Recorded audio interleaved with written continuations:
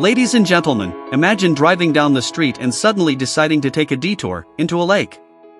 Well, the Amphicar Model 770 made that dream a reality. This is the car that doesn't care if it's on land or water because it can do both. And honestly, isn't that what we've all secretly wanted in our lives?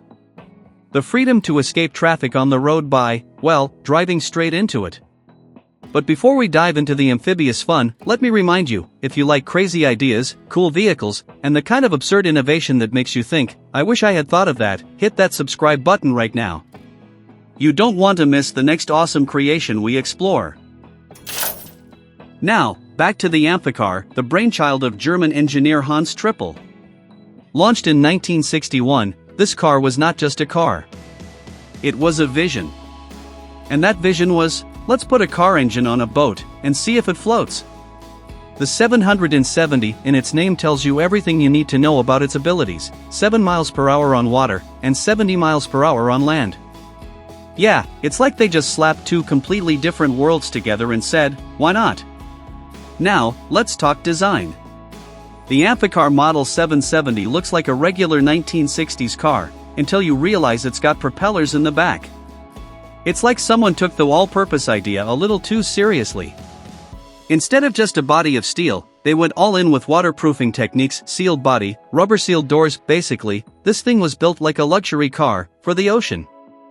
And under the hood, or rather, under the waterline, there's a 1,147 cubic centimeters, 4-cylinder Triumph Herald engine, pumping out 43 horsepower.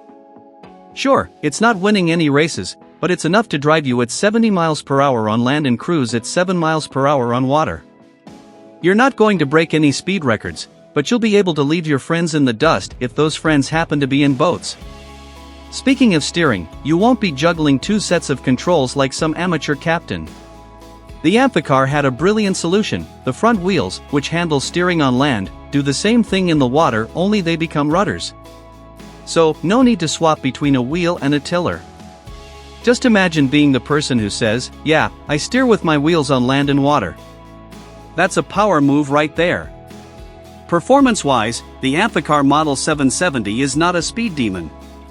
On the road, it's no sports car, but it gets the job done. The car handles pretty well for its time, especially in urban settings. But where it truly shines is when you drive into a lake and let it transform into a boat. Sure, it won't make waves in rough seas, but cruising calm lakes and rivers? This thing's a legend. Now, let's talk price. These babies are collector's items now, and depending on condition, an Amphicar can go anywhere between $50,000 and $100,000. Not exactly pocket change, but consider this: when was the last time you saw someone drive directly from a traffic jam into a lake? That's a party trick that can't be beat. And with fewer than 4,000 made, the rarity factor just skyrockets. Finally, owning an Amphicar today means you've got to treat it with respect. Maintenance and restoration are key. Getting replacement parts is like finding a needle in a haystack, but for the true collector, restoring one of these beauties is like breathing life back into a piece of history.